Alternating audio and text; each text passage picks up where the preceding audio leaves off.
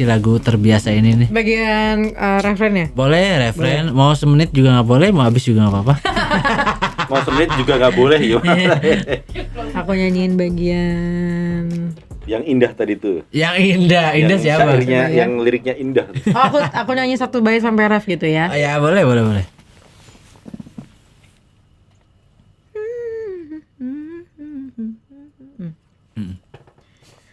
Aku terbiasa dengan malam tanpa bintang.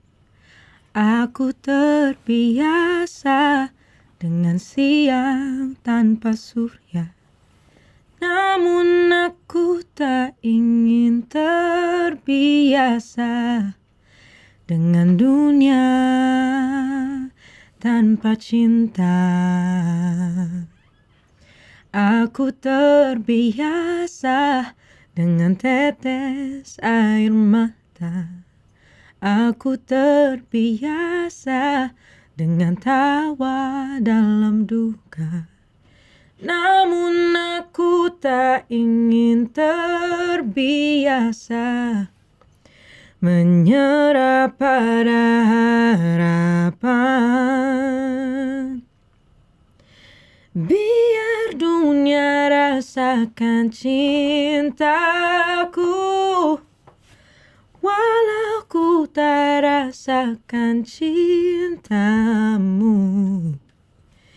Biar dunia rasakan hangat pelukku, walau ku tak rasakan hangat pelukmu. Mantap. Suaranya penyanyi banget loh. Mantap pakai B, Cara mantap. penyanyi itu gimana sih, Waskin? Itu tiap hari sekarang masih suka latihan vokal nggak kalau di rumah itu? Kamar mandi. Nggak, artinya serius menjaga vokal tetap biar tetap apik. Paling gitu. enak pas lagi mandi sih sebenarnya. Oh, memang gitu ya? Nggak, tapi kadang-kadang orang rumah juga sampai marah gitu kan. Berisik ngapain sih kayak gitu. Suara indah gini dibilang berisik loh. Bosan. Sama misalnya gini, Bosan. kita suka makan nasi goreng kambing, Ya, betul. ya. Makan nasi goreng kambing setiap Terus ya? hari, pagi, siang, sore, Iya, malam iya, juga iya, pasti iya, enak iya, kalau iya, makan iya. sama ya orang di rumahku gitu. Ya Aku gitu. orang siannya nggak nyanyi nyalain voice note doang. Ya. Oke. Kamu Sean, 10 tahun berlalu bagaimana rasanya menjadi orang terkenal di Indonesia, di negeri ini nih? Aku terkenal ya.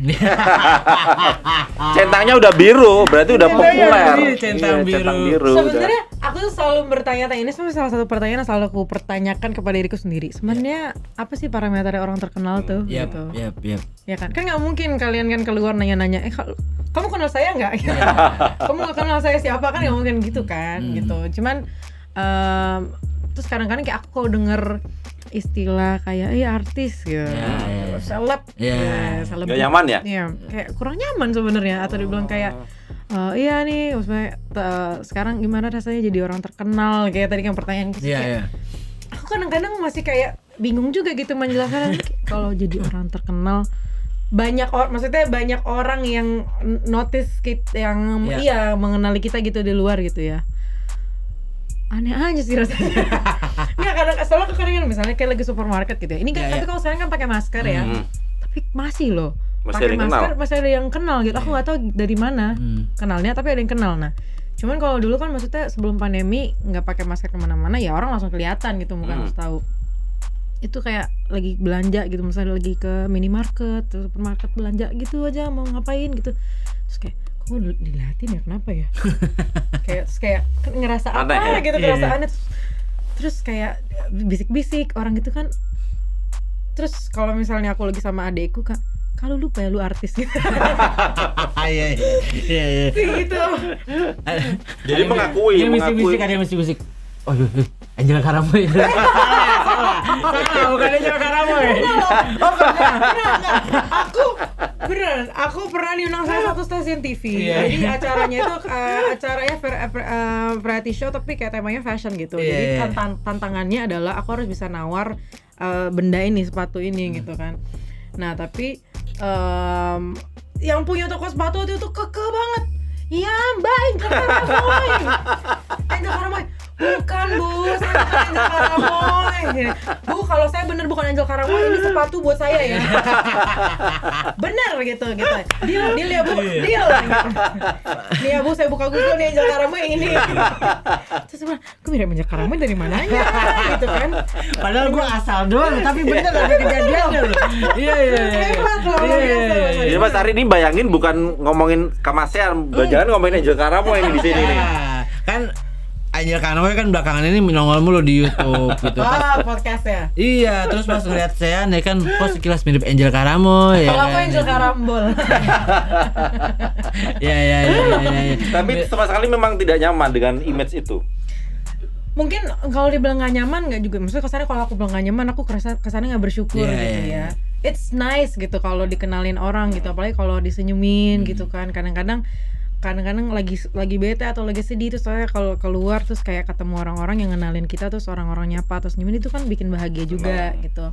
Bukan nggak nyaman sih, lebih kayak awkward gitu, masih canggung aja. Aku padahal udah mau 10 tahun tapi kayak aku masih canggung sampai hari ini gitu. Dan itu maksudnya kan kalau bahasa tubuh tuh nggak bisa berbohong gitu ya. Karena kalau lagi di mall tuh, Kak jangan nunduk gitu, jalannya maksudnya biasa aja gitu.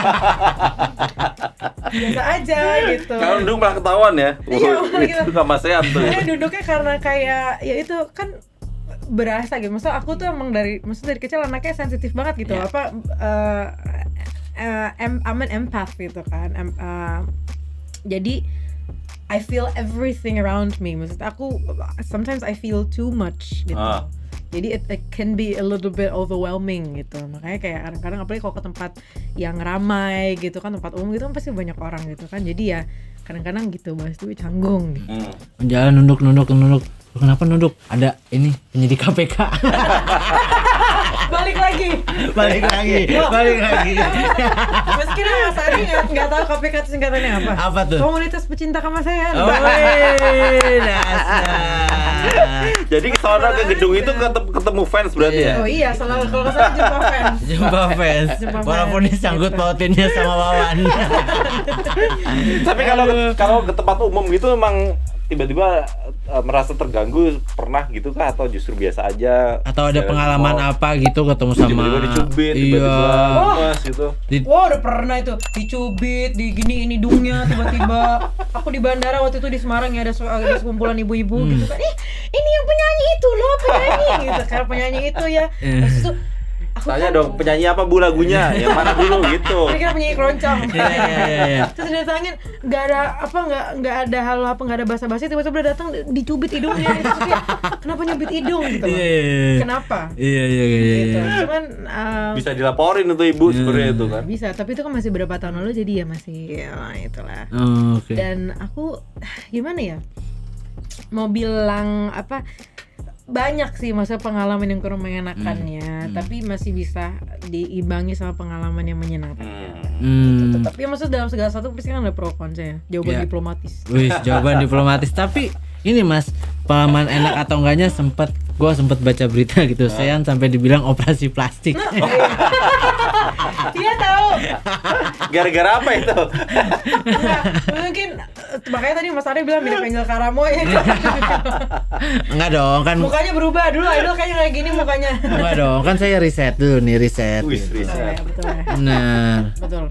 tapi memang beda dari yang 2016-an, kan sempat main di film juga kan ya? Iya. Wawancara juga. Iya. Ya 2016-an 2017 sempat 18, wawancara. Iya. ya. Terus habis itu sama sekarang kan beda. Sebenarnya sih, tapi emang maksudnya aku akuin waktu pas aku idol sama sekarang muka aku beda. Tapi Oke. orang tuh lupa, aku waktu idol tuh masih 16 tahun loh. Masih puber gitu. Mukanya masih belum mateng. Sekarang aku udah 26 tahun. It's been 10 years gitu. Orang tuh lupa kalau apa, orang bertambah dewasa kan pasti kan struktur wajahnya makin tegas, apa namanya, lemah, apa baby fatnya hilang gitu. Aku gini ya, maksudnya plastic surgery itu hak masing-masing orang. Betul. Ya, Betul. terserah dia apa mau apain. Misalnya tubuh kita ini kan itu pemberian dan titipan dari Tuhan gitu. Apa yang kita lakukan sama tubuh kita itu tanggung jawab antara kita sama Tuhan gitu. Terserah itu hak kalian, tapi kalau aku personally, buat aku diriku sendiri, aku tidak aku tidak ke ranah itu.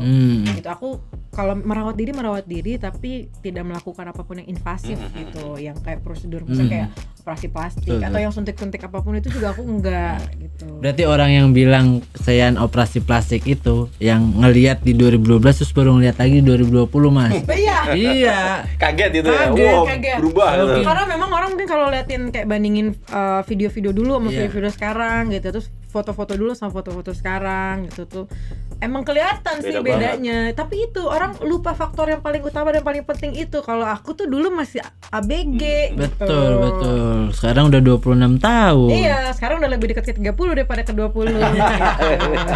Iya. 4 tahun lagi 30. Berarti siap-siap nih Mas Ari nih. Apa? nih? Ini Kak Masnya lagi siap-siap. Siap. Siap-siap. Jadi gimana Siap-siap. tante? Siap-siap apa kepala 3 maksudnya? Iya, jangan kepala tiga. Siap-siap kepala 3. Jadi sekarang nggak ada tawaran film lagi apa gimana?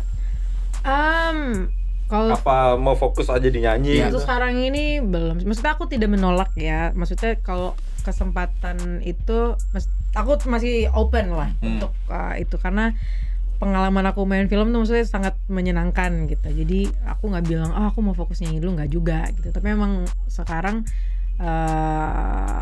belum ada aja. Memang lagi fokus juga buat kuliah juga lagi kuliah udah selesai belum sih? Iya, udah mau selesai bentar lagi. Aku kan lagi hukum. Oh, terusin hukum. Ngajar, ngambil hukum. Itu nanti kalau pandeminya udah tutup, kalau tetap ngajar masih dilanjutin apa nggak kira-kira? Aku tadinya sebenarnya masih 50-50 gitu kan. Tapi setelah aku menyelesaikan 1 semester ngajar itu kayak seru juga ya gitu, seneng banget ngajar anak-anak itu. Jadi mungkin kalau Tuhan mendaki kayaknya bakal aku lanjutin nih kalau misalnya dikasih kesempatan lagi. Tambah banyak loh, nanti di pekerjaan di KTP itu tambah panjang itu. Iya. Tapi dibilang semakin nyaman gitu ngajar itu sebagai mempersiapkan diri Sean jika nantinya emang udah nggak laku lagi nih di dunia musik. Itu bahasa benar sih, bahasa realistis ya. Iya. Gitu, bahasa realistis. Tapi pasti pada ujungnya akan ke sana sih. Karena aku memang dari dulu selalu bilang nggak mungkin gue sampai umur 80 tahun itu kerjanya di atas panggung megang mic. Maksudnya orang kan juga pasti mau pensiun, pasti mau duduk santai menikmati masa tuanya gitu. Dan memang salah satu impianku adalah ketika nanti aku udah tua nanti, sudah ya kalau Tuhan mendaki berkeluarga, punya anak cucu, aku pengen menghabiskan hari itu aku nggak cuma sama keluarga tapi masih tetap bermanfaat buat orang banyak, walaupun mungkin nggak actively performing gitu tampil, tapi masih bisa berbagi ilmu, masih bisa mungkin kayak ngajar, ngasih seminar atau jadi narasumber kayak gitu. Makanya kenapa dengan adanya kesempatan dan pengalaman baru yang aku lakukan selama pandemi ini itu saya udah on track lah gitu. Oh, memang maksudnya sudah meyakini diri sendiri ya. Udah gue siap nih untuk melakukan hal baru ini nih. Mantap sekali. Apalagi sekarang banyak ini ya. Kak Masen merasa ini nggak sih? Banyak ajang pencarian bakat hampir setiap tahun hadir, muncul gitu. Penyanyi-penyanyi baru bermunculan gitu. Akhirnya merasa terjepit nggak atau tersudut nggak gitu? Tersaingi, terjepit, tersudut. Ya, bukan tersaingi. Apa tuh? Kan makin lama makin banyak nih bermunculan nih. Aku pribadi sih enggak, tapi yang lebih lucu adalah biasanya sekelilingku, biasanya surroundingku yang merasa khawatir justru. Maksudnya orang-orang yang mendukung aku gitu ya, either dari teman-teman atau keluarga yang kayak nggak takut ya itu, ayo dong kan udah banyak nih regenerasi. Kalau aku sendiri malah nggak pernah kepikiran atau nggak pernah khawatir tentang itu, karena justru menurutku regenerasi itu perlu dan harus gitu, apalagi industri musik itu kan dinamis ya, nggak statik, selalu bergerak, selalu berubah gitu. Jadi justru seneng kalau misalnya industri musik Indonesia sekarang udah semakin terbuka lebar buat generasi yang lebih muda lagi umurnya gitu, terus banyak bibit-bibit yang unggul gitu, yang mau bermunculan gitu dari ajang pencarian bakat atau mungkin dari sosmed, dari apapun itu, malah seneng aku gitu. Dan menurutku ya sebagai seorang penyanyi, sebagai seorang musisi, harusnya yang pertama kita pikirin itu bukan bagaimana cara kita tetap relevan. Maksudnya gini, bagaimana cara karena orang mungkin kan kadang terlalu fokus gimana supaya gue tetap eksis, supaya gue nggak kalah sama yang lebih muda. Nggak akan pernah bisa. Kita kan akan semakin tua. Kita nggak bisa melawan waktu, nggak bisa melawan usia. You were 116, you're gonna be 30. Kamu akan jadi 30 dan kamu nggak akan bisa compete sama yang umur 16 tahun lagi itu. Nggak bisa.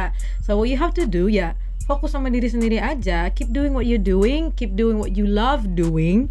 Ya, dan biarkan orang-orang lain itu melakukan apa yang mereka suka lakukan juga gitu. Jadi jangan pernah, karena menurutku ya kalau misalnya mikir gitu capek sih kerja di industri ini. Kalau selalu harus mikirin gue harus ngapain supaya gue gak kalah gitu. Iya betul. Kalau penyanyi ya tetap bernyanyi. Ya. Kalau dosen ya tetap ngajar. Ya, so. Apalagi ya? Masa gue pemain bola tetap main bola gitu. Masa gue nyanyi mulu serak bro. Iya dong. Tapi saya masih ada mimpi-mimpi lain gak sih yang maksudnya lagi pengen dikejar gitu di kemudian hari? Kalau sebelum-sebelumnya ya, dulu aku pengen jadi presiden. Wow. Kenapa tuh? Cuman setelah banyak hal yang terjadi, terus aku berpikir kayaknya aku jadi diaspora aja deh. Iya. Kenapa sampai akhirnya punya mimpi pengen jadi presiden gitu? Sebenarnya itu datang dari keinginan untuk gimana pengen melakukan sesuatu yang besar buat negara ini aja gitu loh. Kayak ngerasa nggak punya power, ngerti nggak sih? Kayak, duh banyak banget yang harus dilakukan, yang harus dirubah tentang negara ini, tapi gue nggak punya power gitu. Oke, gue punya platform gitu. Aku punya platform, punya suara, ya itu aja lah yang bisa aku pergunakan gitu kan untuk bisa beropini dan bersuara. Tapi itu pun bahkan belum cukup, gitu, belum cukup. Kalau gitu gini Mas Ari, kita punya solusinya. Nanti kita kenalkan Kamasian sama Giring. Ganesha. Aduh kenapa mesti dia sih yang dinotis sih? Ada yang lain ya? Ada partai itu ada yang lain lagi. Ada banyak. Banyak. Kalau berpolitik harus, kalau mau jadi presiden memang kendaraannya salah satunya partai misalkan. Jadi kita harus masuk partai itu. Tapi memang ada keinginan buat politik saya demi mewujudkan mimpinya itu ya, tuh masuk maksudnya punya mimpi mau jadi presiden, tembus diaspora atau apa gitu.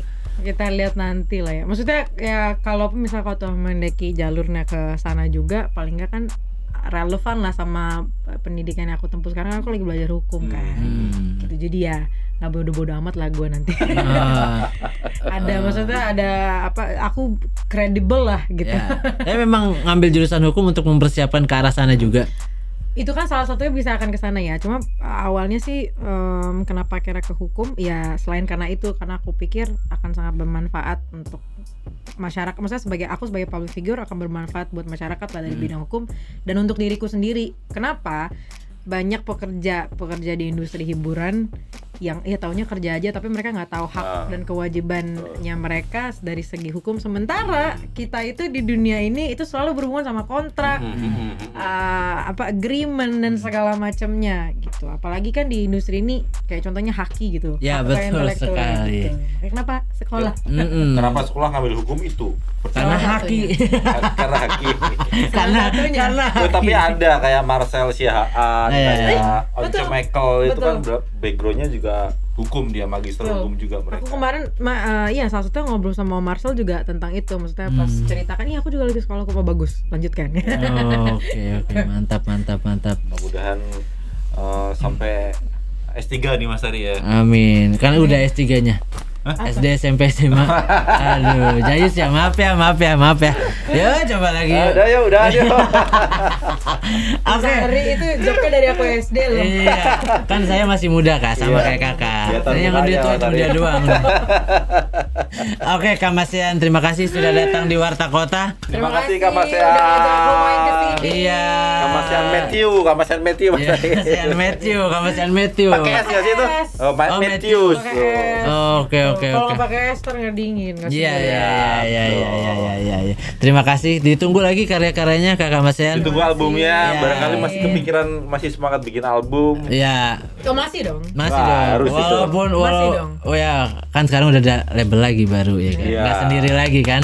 Iya. Ya, Kak Masian terima kasih sudah datang ke Warta Kota dan gue cuma mau negesin dia Kak Masian bukan Angel Karamoy. Asli aja hari. Iya, betul sekali. Oke, buat sobat WK, terima kasih sudah menyaksikan podcast Kinari bersama Kak Masian Matthews. Buat semuanya pokoknya jangan lupa untuk di subscribe, di like dan juga di share. Semoga dengan obrolan kita tadi banyak sekali hal-hal yang bisa kalian terapkan dalam hidup kalian.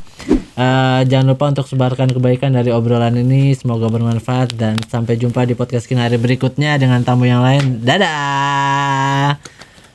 Jangan lupa subscribe ya.